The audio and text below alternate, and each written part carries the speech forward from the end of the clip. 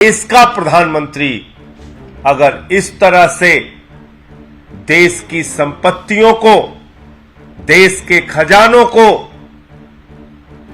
एक ही व्यक्ति के नाम पर नीलाम करने जा रहा है, तो इसके पीछे उसकी मंशा क्या है?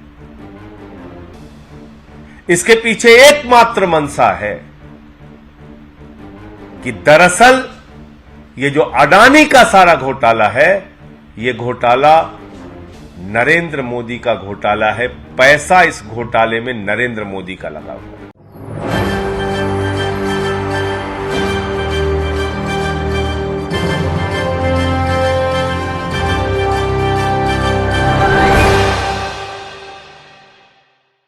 अब तो मोदी भी अडानी को नहीं बचा पाएंगे और सुप्रीम कोर्ट से झटका लगने के बाद अब गौतम अडानी की मुश्किलें लगातार बढ़ रही हैं।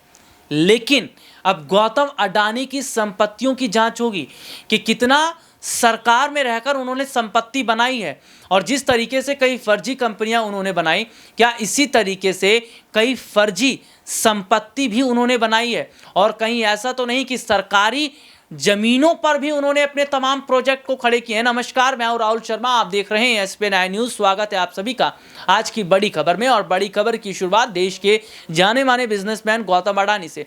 देश के जाने माने बिजनेसमैन गौतम अडानी को लेकर जो खबर आई है वो ये है कि अब अडानी के खिलाफ सही तरीके से जांच होगी। जिस जांच को लेकर सरकार अभी तक उन्हें बचा रही थी या JPC का गठन नहीं हो रहा था, वो जांच अब कोर्ट में होगी, क्योंकि सुप्रीम कोर्ट से जो फैसला आया है उसमें बहुत बड़ा झटका गौतम अडानी को लग रहा है, सेबी को भी लग रहा है। और यह कहा जा रहा है कि अब तमाम तरीके से हर एक पहलू, हर एक एंगल पर जांच होगी और यह पता किया जाएगा कि किसके पास कितनी संपत्ति है। जो इनलीगल तरीके से देखा जा रहा है कि भैया 2014 के बाद गौतम अडानी, हम देखते हैं कि पूरे विश्व में तीसरे पायदान पर आ जाते हैं, तमाम कंपनियों को टेक ओवर करके सारा कुछ उनके हाथ में आ जाता है। तो ये तो सरकार की मेहरबानी के बिना नहीं हो सकता। तो मोदी सरकार की मेहरबानी से क्या गौतम अडानी इतने आगे बढ़ गए? और अगर अडानी के खिलाफ अगर जांच शुरू हो जाती है तो क्या विपक्ष की एक बड़ी जीत होगी? हालांकि अभी तक हम देख रहे थे कि जो जांच है या जो छापे हैं वो विपक्ष पर पड़ रहे थे, गांधी परिवार पर पड़ रहे थे, लालू परिवार पर पड़ रहे थे, आम आदमी पार्टी के नेताओं से पूछताछ हो रही थी, लेकिन एक बार भी अडानी के खिलाफ जांच नहीं हुई। एक बार भी जो है हम क्या देख रहे हैं कि उनसे पूछताछ नहीं हुई। लेकिन अब जिस तरीके से जांच होती नजर आ रही है और कहीं ना कहीं 14 तारीख की जो तारीख दी गई है उससे पहले अगर जो रिपोर्ट सबमिट नहीं कर पाते अडानी और सेबी, तो क्या वाकई उनकी मुश्किलें बढ़नी तय? क्योंकि सेबी से भी यही सवाल किया गया है कि इतना बड़ा हेरफेर हो रहा था लेकिन वो चुप क्यों है? तो सरकार के रहमो करम पर जो सब कुछ हो रहा था उस पर क्या वाकई अब आने वाले वक्त में गौतम अडानी फंसते नजर आएंगे? गौतम अडानी की संपत्ति को लेकर एक बड़ी खबर है, देखिए। हिंडनबर्ग की रिपोर्ट के बाद से भारतीय उद्योगपति गौतम अडानी की मुश्किलें खत्म होती नजर नहीं आ रही।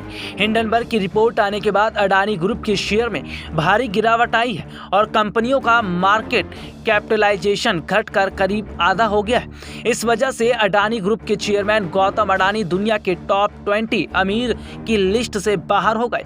अमीरों की लिस्ट में गौतम अडानी का कद लगातार घटता जा रहा है। गौतम अडानी एक वक्त में दुनिया के तीसरे सबसे अमीर व्यक्ति थे, लेकिन अब माना जा रहा है कि गौतम अडानी की मुश्किलें जिस तरीके से बढ़ रही हैं और उनके शेयर में लगातार गिरावट आ रही है, इसके बाद अडानी साम्राज्य धीरे धीरे गौतम अडानी के हाथ से निकल रहा है। खबर आती है कि सितंबर 2022 में 155 अरब डॉलर की संपत्ति के साथ गौतम अडानी दुनिया के दूसरे सबसे अमीर व्यक्ति के पायदान तक पहुंचे थे। लेकिन इसी साल जनवरी के आखिर में आई हिंडनबर्ग की रिपोर्ट ने गौतम अडानी को तगड़ा झटका दिया।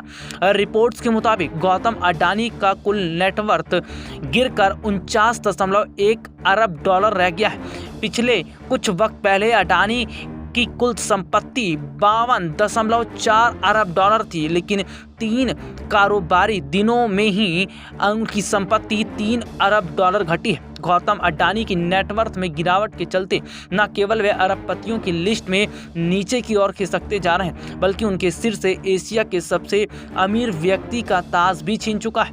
दौलत के मामले में रिलायंस ग्रुप के चेयरमैन मुकेश अंबानी अडानी से काफी आगे निकल चुके हैं।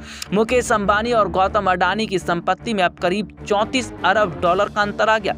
रिपोर्ट्स के मुताबिक मुकेश अंबानी फिलहाल अमीरों की लिस्ट में 11वें नंबर पर है और उनकी कुल संपत्ति 83.6 अरब डॉलर है। लंबे समय से गौतम अडानी के साथ ही दूसरे भारतीय उद्योगपति मुकेश अंबानी भी अरबपतियों की टॉप 10 लिस्ट में शामिल है। दरअसल जिस तरीके से माना जा रहा है कि गौतम अडानी के शेयर में भारी गिरावट हो रही है, उसके बाद धीरे धीरे अडानी की कंपनियों में भी लगातार गिरावट देखी जा रही है और अडानी की कंपनियां सीधे तौर पर देखा जाए तो फिसल कर काफ़ी निचले पायदान पर आ गई हैं और अडानी की संपत्ति भी घटती चली जा रही है।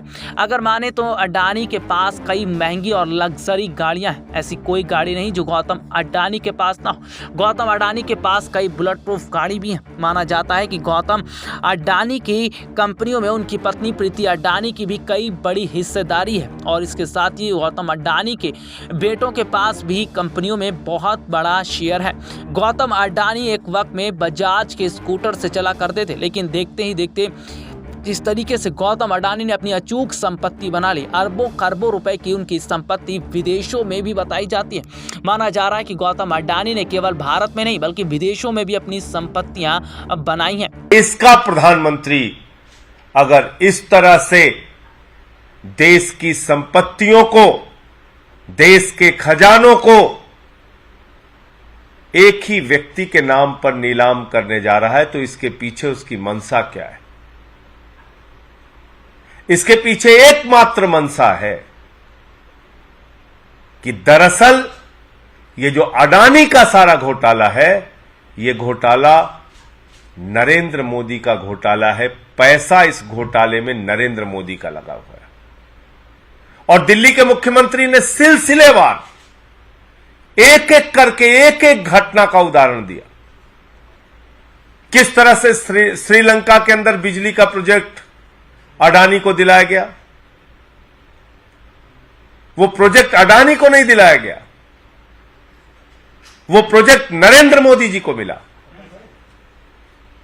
क्योंकि श्रीलंका की स्टैंडिंग कमेटी के सामने वहां अधिकारी ने जाके बताया, बिजली बोर्ड के चेयरमैन ने जाके बताया कि हमें तो राजपक्षे जी ने कहा मोदी जी का दबाव है, अडानी को दे दो ठेका।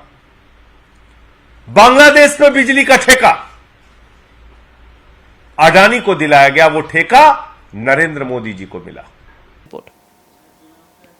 ये रिपोर्ट आपने देखी जिसमें विस्तार से हमने अपने दर्शकों को दिखाया कि गौतम अडानी के पास कितनी संपत्तियां हैं और सीधे सीधे तौर पर मैं अपने दर्शकों को बताऊं कि जो हालात इस वक्त के हैं, जो स्थिति इस वक्त की है, वो कहीं ना कहीं ये साफ तौर पर बता रही कि अब अडानी को मोदी जी नहीं बचा पाएंगे, क्योंकि जिस तरीके से विपक्षी पार्टियां ये कह रही हैं कि हमारे पास तमाम सबूत हैं और विपक्ष उन सबूतों को अगर मौका लगा तो आने वाले वक्त में कोर्ट में भी रखा जाएगा।